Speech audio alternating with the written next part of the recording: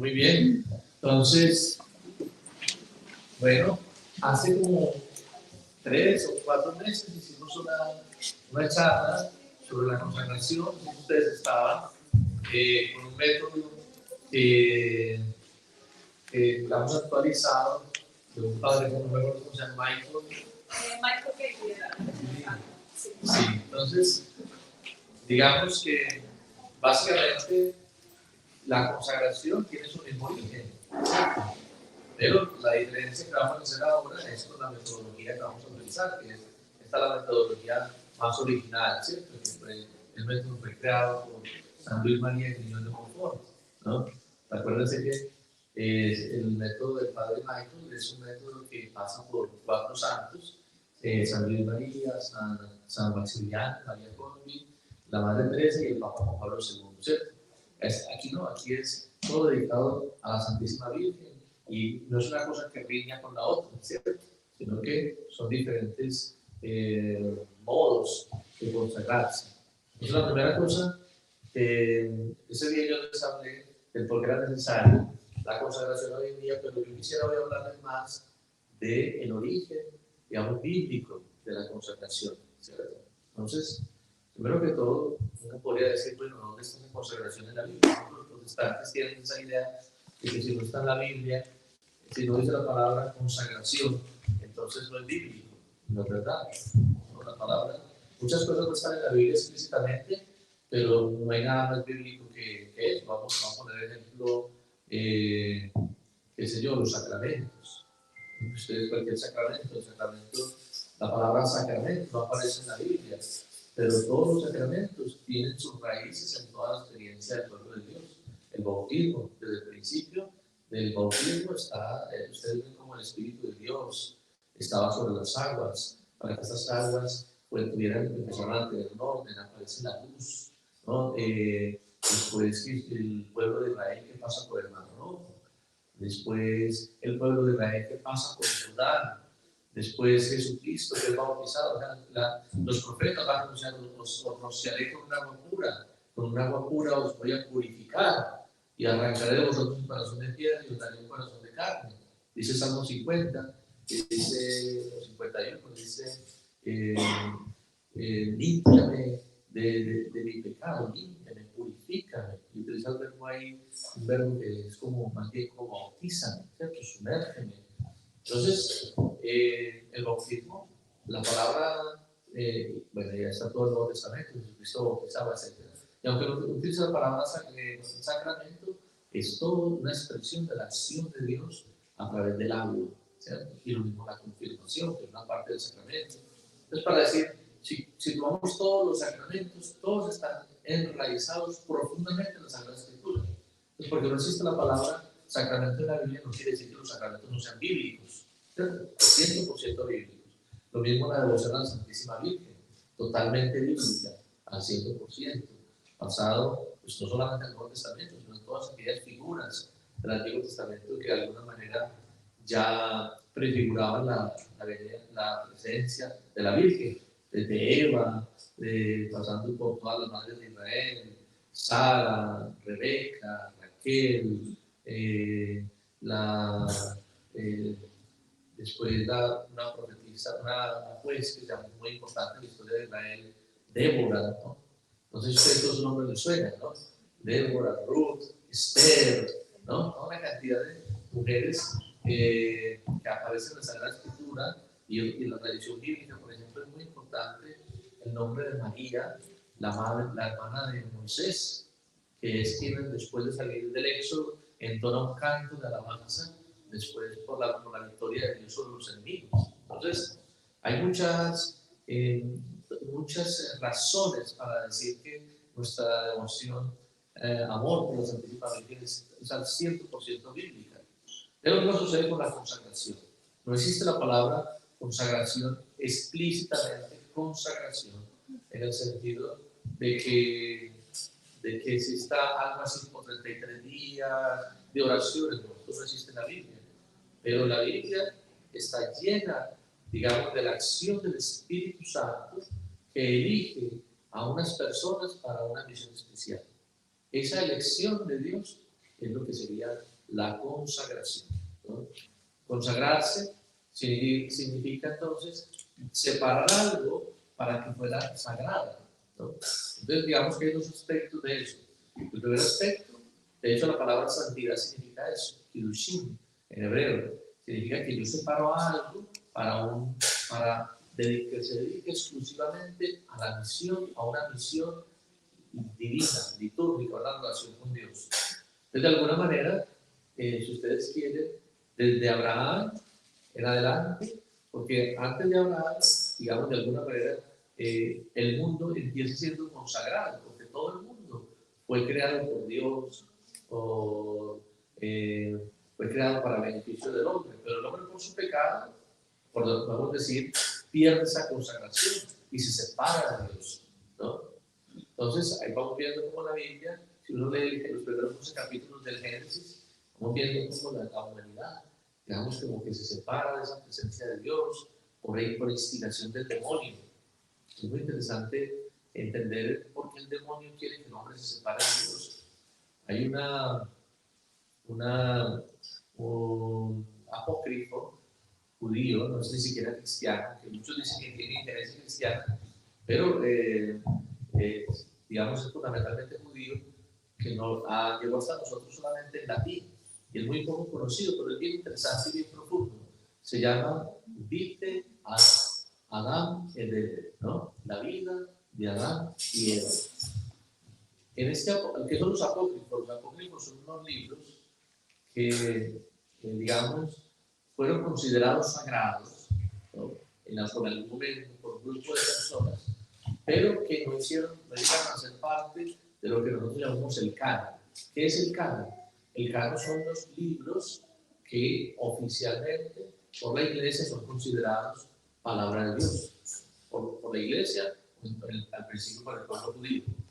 El pueblo judío no solamente tuvieron la escritura, digamos, los profetas, el Pentateuco, los salmos, sino que tuvieron muchas otras escrituras que fueron, digamos, alimentaban la vida del pueblo, pero no todo el mundo los consideraba como una palabra revelada. Entonces, por eso no pasaron a ser parte de la escritura, pero hubo mucha literatura antiquísima, bellísima que ellos tenían. Por poner un ejemplo, un libro que se llama el libro de Enoch, ¿no? Que la iglesia, los judíos valoran muchísimo, y que la iglesia también valora tanto que ese libro considerado por la iglesia cristiana copta, que son los judíos que viven en Egipto, lo consideran un libro canónico y lo leen en las Eucaristías. Es el libro de Enoch, por poner un ejemplo. Ellos tienen otro libro que no es canónico, sea para los judíos ni para nosotros, se llama el libro de las semanas, o bueno, el testamento de Abraham, el testamento de los patriarcas. Está también este librito, este libro que se llama La vida de Adán y Eva. Y ahí explica por qué el demonio está tan interesado en destruir al ser humano. Te explica cómo Adán tiene un diálogo con el demonio, y el demonio le dice, ¿sabes por qué yo te odio tanto? Porque cuando Dios te creó, yo no podía soportar que Dios creara un ser tan imperfecto, pero que al mismo tiempo, como tú, imperfecto, lleno de limitaciones, pero que al mismo tiempo fuera imagen y semejanza de Dios, ¿no? Porque dice este libro que cuando Dios creó al hombre como el único ser, imagínense, por eso dice el Salmo, lo hiciste poco inferior a los ángeles, al ser humano, ¿no? Lo hiciste poco inferior a los ángeles. Lo coronaste de gloria y dignidad. Todo lo sometiste bajo sus pies. Entonces el demonio eso no lo podía aceptar. ¿Cómo es posible que este ser tan limitado, tan pobre, con tan poca inteligencia, tenga la imagen de Dios? Sea imagen de Dios. Entonces el demonio no pudo aceptar eso y se rebeló contra Dios. Y al rebelarse contra Dios, entonces es que empieza esta lucha con Dios. Y como no puede atacar a Dios directamente, ataca a su imagen. ¿Y cómo lo quiere atacar? Lo quiere atacar a través de, para que el hombre cometa el mismo pecado que hace que el demonio se separe de Dios, que es la soberbia, ¿no? De rebelarse precisamente contra Dios. Entonces, fíjense que eso es muy interesante, porque básicamente es la síntesis de todos los pecados. Los pecados en el fondo son siempre lo mismo. Yo en mi soberbia decido de una manera autónoma cuál es el bien y cuál es el mal. De hecho, la palabra autónomo es una palabra totalmente griega. Autos en griego significa a sí mismo, ¿no? De ahí la palabra autoservicio, el auto que se mueve, ¿cierto? Autos y infligirse algo a sí mismo, y nomos, así se dice ley en griego. Entonces, autonomía es darse la ley a sí mismo. Eso ya estaba desde los griegos. Hay unos filósofos que hablaban, decían esta frase: el hombre es una medida para el hombre. Es decir, soy yo, nadie, ningún dios, ningún sistema, ninguna ética, ninguna filosofía, nadie le debe decir al hombre qué tiene que hacer, o qué debe o qué no debe hacer. Eso depende de cada quien. Es tu libertad, es como a ti te parezca, es si tú estás de acuerdo, si te parece bien, entonces lo haces, pero no, nadie te puede imponer nada, nadie te puede decir, es la medida del hombre, es el mismo hombre, ¿no? Entonces, este pensamiento es un pensamiento básicamente ateo, ¿no? Porque no crean ustedes que el ateísmo es una cosa moderna. El ateísmo viene de lo que existe en la humanidad. ¿Por qué? Muy sencillo, porque Dios siempre ha querido respetar al ser humano. Y es verdad que Dios ha permitido tantos milagros en la historia, cosas sobrenaturales, tantas cosas milagros que han sucedido, pero Dios normalmente respeta la libertad humana y siempre nos da la posibilidad de dudar y decir, bueno, muy raro sí que estemos aquí, muy raro que hayamos llegado a, digamos, que se hayan juntado todas esas células y un día todos esos químicos y esos elementos, digamos así, muertos, y un día, por pura casualidad, empezó la vida, ¿no? Muy raro, pero por pura casualidad, ¿no? Yo puedo creer eso. Es decir, si uno tiene un poquito de mente científica, es como si yo dijera que yo voy a tirar, qué sé yo, tengo aquí una caja, ¿no? Llena de letras, ¿sí o no? Y yo creo que yo puedo tirar esa caja, ¿no? Y tirarla, y algún día va a salir un libro. Las letras se van a poner de tal manera, organizadas, de tal manera, que voy a poder leer un libro que voy a poder leer, porque tiene ideas, ¿cierto? Porque para que una letra se junte con otra, ¿cierto? Y formen una palabra, ya eso es bien difícil. Ahora dime tú que se forme una frase. Imagínate, que tú tiras, imagínate que tienes 1.000.000 de letras y las tiras, y que caiga y que formen una frase. Yo estoy aquí, algo así. Oh, mi nombre es fulanito. Uno que saldría corriendo, ¿cierto? Que lo están asustando. Porque eso, por casualidad, yo creo que tendríamos que tirarla, tal vez infinitamente tirándola, se llega a esa posibilidad. Yo, mi nombre es fulanito de tal, estoy aquí.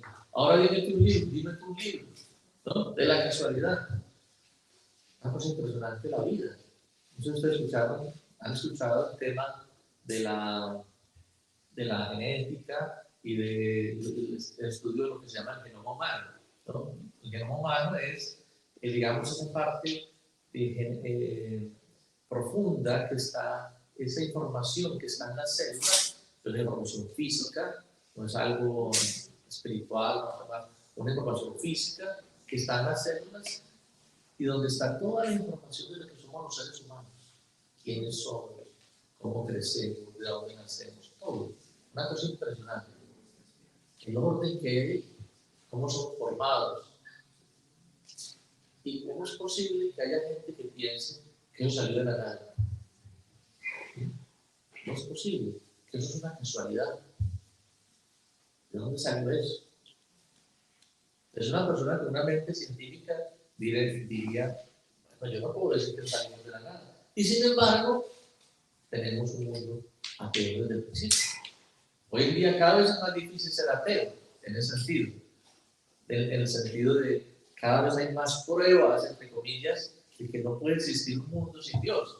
Pero cada día hay más ateos, ¿no? Esa es la contradicción, ¿cierto? ¿Por qué? Porque la gente, estamos en una sociedad muy superficial.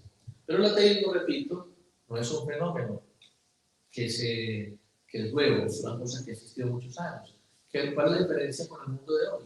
El mundo de hoy, el ateísmo se ha hecho, digamos, el ateísmo, el renegar de Dios, se ha hecho normal, se ha hecho algo que que básicamente se ha hecho común y que se ha defendido. Entonces, digo esto, todo lo que estoy diciendo por lo siguiente, porque Dios, frente a esa, porque todo el mundo está mirando a Rosalina, ya no me miran a mí, sino a la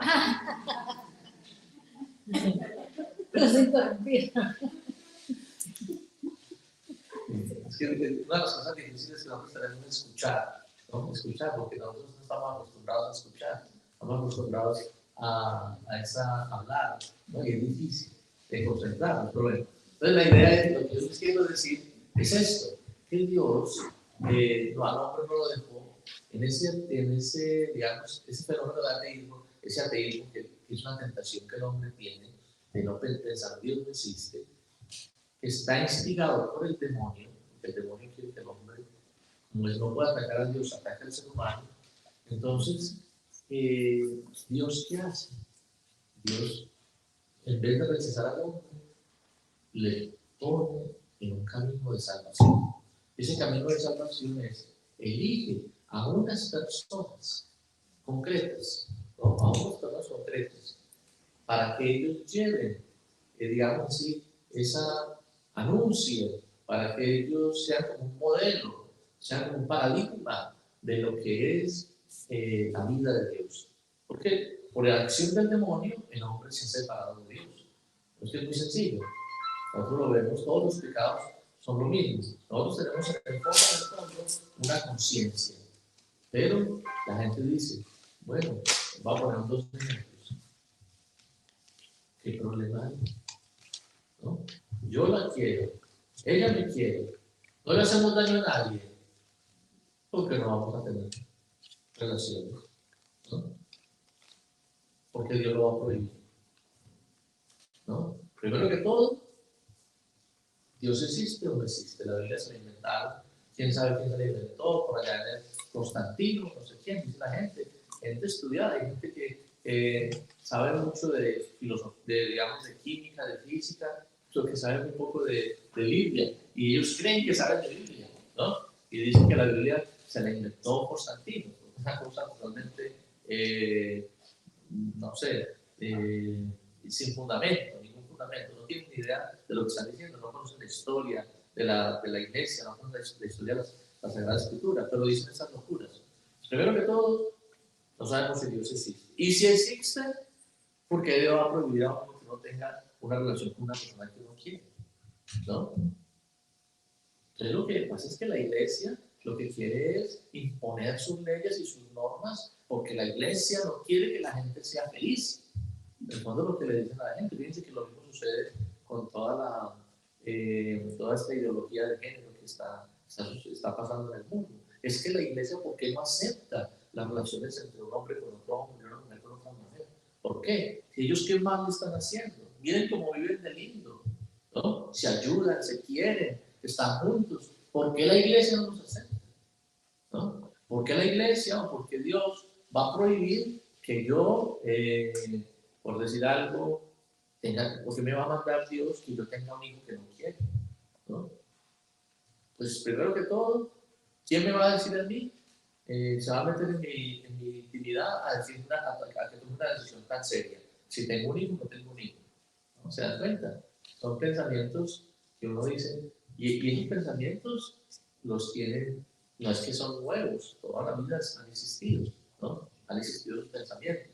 Entonces, allí está la tentación del demonio, ¿no? Y Dios elige unas personas para ayudarles, para iluminar al resto del mundo. Están consagrados, todos, porque ustedes le colocaron esa consagración el día del bautismo, sacerdotes, profetas y reyes. Pero ¿qué ha pasado? Que nosotros hemos perdido esa consagración. Hemos contristado al Espíritu Santo por el pecado y entonces hemos alejado de Dios. Hemos alejado al Espíritu Santo de nuestra vida. Y por eso Dios ha suscitado a estos santos, entre ellos San Luis María Griñón de Montfort. Entonces San Luis María Griñón de Montfort fue un santo que dedicó su vida a la predicación, vivió en el año 1800 y tuvo como una intuición, y la intuición era que para poder volver a Dios no era suficiente con simplemente un día decir hoy voy a volver, sino que se necesitaba una preparación. Y entonces esa preparación para la consagración es lo que van a hacer ustedes. No es tanto que ustedes se van a consagrar, no. Ya ustedes están consagrados. Lo que van a hacer es a ser conscientes de esa consagración, a renovarla y a vivirla como debe ser. A que ustedes sean verdaderamente sacerdotes, profetas y reyes, reinas. ¿No? Maravilla, que llegó su majestad, bienvenida, esta es su casa. ¿Por qué? Porque tú eres un rey, eres una reina que está llamada a no ser esclavo, a no ser esclava de nada en este mundo, a ser libre. Y la libertad no es lo que me da la gana, no ser esclavo de los instintos. La libertad es tener la fuerza para hacer el bien, para amar. Les hago esta pregunta: ¿quién es más libre? ¿Un hombre que tiene 8 mujeres o uno que tiene una sola mujer? Una. Porque tener 8 mujeres, yo creo que todo es muy fácil. Estrés. Basta tener plata. No, pero primero que todo, basta tener muy fácil, basta tener dinero y ya. Si tienes dinero, ya te pones las mujeres que quieras. Y qué difícil es un hombre que sea capaz de decirle a una mujer que le interesa no. A una mujer bonita, seductora, y que ese hombre le diga a esa mujer no, porque yo estoy casado. Ese sí es un hombre. Ese sí tiene los pantalones bien puestos. El otro es un perrito, ¿no? Un perrito se trata de las perritas, ¿no? O ponemos el conejito para que nadie se sienta vendido, ¿no? Conejito, eso es llevarse por el instinto. ¿Quién es más libre? ¿El que ha probado todas las drogas o el que nunca se ha drogado? ¿Quién es más libre? ¿El que se ha emborrachado millones de veces y no es capaz de dejar el alcohol o el que nunca se ha emborrachado? ¿Entiendes? Yo, por ejemplo, en eso me considero totalmente libre, gracias a Dios. A mí me pueden poner, por ejemplo, el whisky o no sé cuántas cosas, el brandy, no sé qué, aquí delante. Y como yo nunca me he emborrachado, no se me ocurre ni tocarlo. ¿No? Libre, soy libre, ¿no?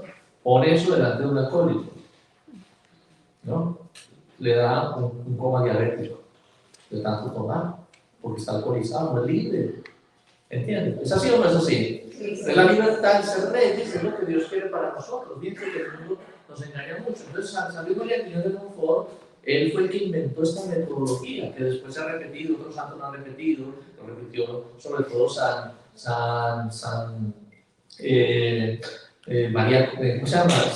María Colbe, San Maximiliano, es simpático, San Maximiliano María Colbe, fíjense que también el nombre de María, como San Luis María. Él se puso el nombre de María, él mismo, ¿no? Él se llama Luis, pero él se puso San Luis María, ¿no? Él mismo, porque él quiso consagrarse a la Virgen. Y eso también lo retomó el Papa Juan Pablo II, ¿no? Esa frase que encontró en él. Entonces, esa consagración que él hace, que es como renovar ese bautismo que Dios, esa consagración que tuvimos en el bautismo, entonces tiene varias partes. Vamos a repetirlas muy brevemente porque eso lo van a ver ustedes poco a poco, a quemar reuniones, etc. La primera parte es necesario leer. Miren, qué interesante. Si quien no lo tenga, le puedo mandar el PDF de este librito. Si es necesario leer la verdadera devoción a la Sagrada Virgen María. ¿De acuerdo? Es un libro larguito, pero si uno quiere verdaderamente hacer la consagración, hay que hacerlo. ¿De acuerdo? Leer ese librito. El segundo paso es escoger un día para la consagración, que ya lo vamos a hacer, ¿no? Lo vamos a elegir, son 33 días que se va a hacer. Entonces se escoge un día y 33 días antes se empieza la consagración. El tercer paso que se hace es, se comienzan los 33 días de preparación con 12 días. Los 12 primeros días son días de preparación, ¿no? Ustedes van a darse cuenta que son una lectura, que es una meditación, que hay unas oraciones que hay que hacer todos los días. Por ejemplo, los 12 primeros días se reza un himno bellísimo, pero es muy importante que cuando uno lo lea, uno lo entienda. Es lo que dice este himno. Dice así: ven Espíritu Creador, ¿no? Visita las mentes de tus siervos, llena de la gracia de lo alto los pechos que tú creaste. ¿Se acuerdan que yo les dije que ser consagrado significaba ser sacerdote, profeta y rey? Y eso se da porque Cristo, que es el sacerdote, el Mesías, habita en mí. ¿Cómo habita Cristo en mí? A través del Espíritu Santo.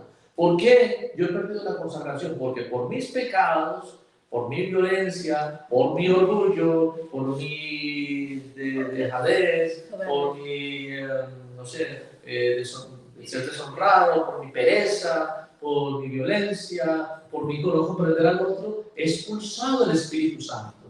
Porque el Espíritu Santo no puede habitar donde habita el pecado. Por eso la gente dice: ay, padre, ¿por qué la iglesia no recibe a todo el mundo? Porque me dijo la señora el otro día, me dio mucho pesar, estaba muriendo. Entonces yo le dijo que le llevara la unción. Yo le digo: bueno, tú vas a poner la unción, ¿te gustaría confesarse? Me dice: ¿por qué no va a confesar? Bueno, no, porque a lo mejor lleva mucho tiempo sin confesarse, ¿no? Yo hace 40 años que no me confieso, pero yo no necesito eso.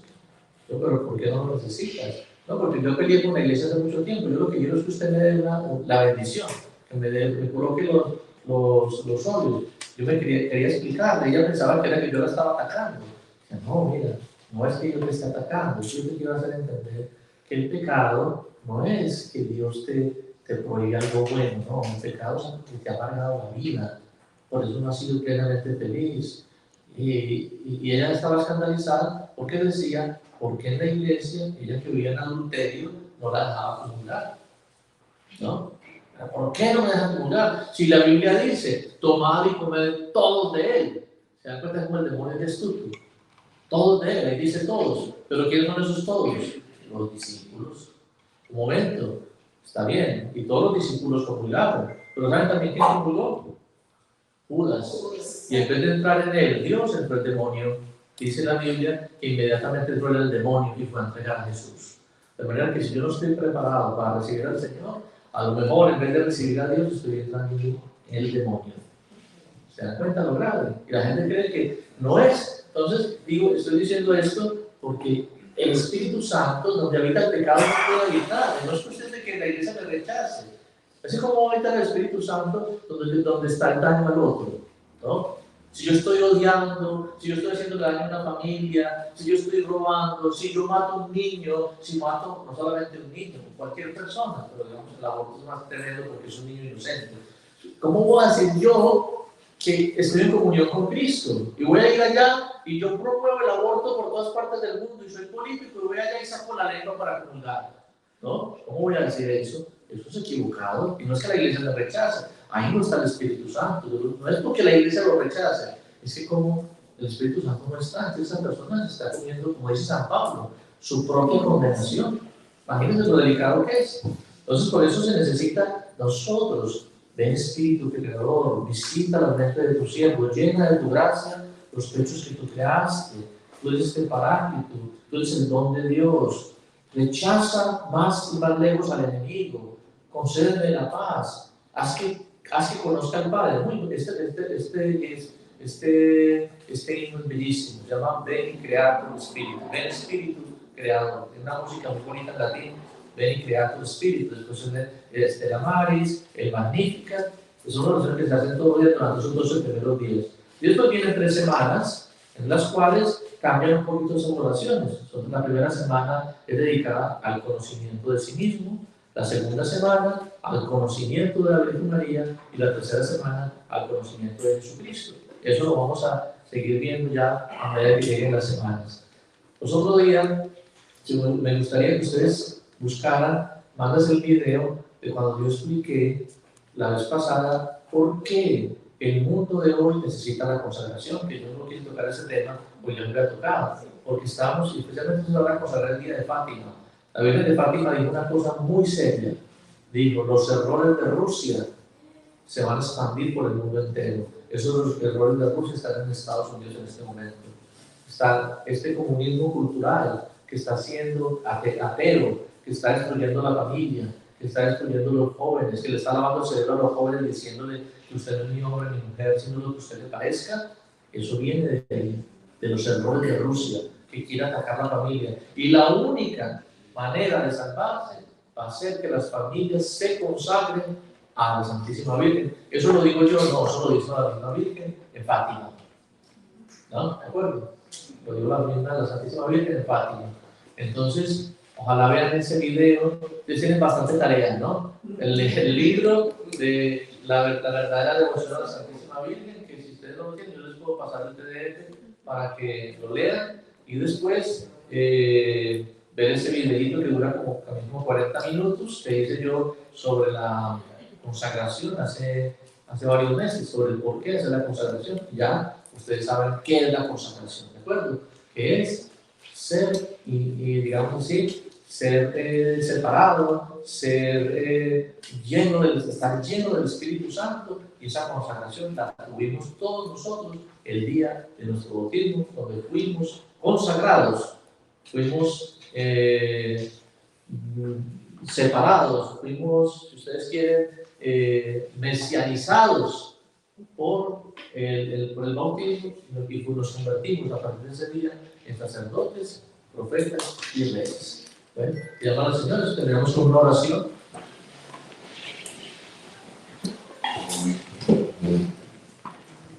Bendecimos, Señor, por este día, por todas estas familias que están aquí presentes. Te bendecimos, Señor, por todos los dones que tú has derramado en nuestra vida, por todo el amor que has derramado en nuestra vida en la iglesia, llamándonos no solamente a la vida física, sino a la vida divina a través del bautismo. Yo te pido que estas personas que están aquí, sus familias, verdaderamente sean conscientes de la grandeza de este llamado para que podamos ser la iglesia, para que podamos cumplir la misión de la iglesia, que es ser la sal, que es ser luz, sal y fermento en medio de este mundo. Por Jesucristo nuestro Señor. Amén. Les doy una bendición antes de terminar. Y tú vas a decir dos cositas, ¿cierto? Y ya después yo me tengo que ir. El Señor esté con ustedes. Y la bendición de Dios Todopoderoso, Padre, Hijo y Espíritu Santo, descienda sobre ustedes y permanezca para siempre. Amén. ¿Ven? Se pueden quedar en paz. Mucho ánimo.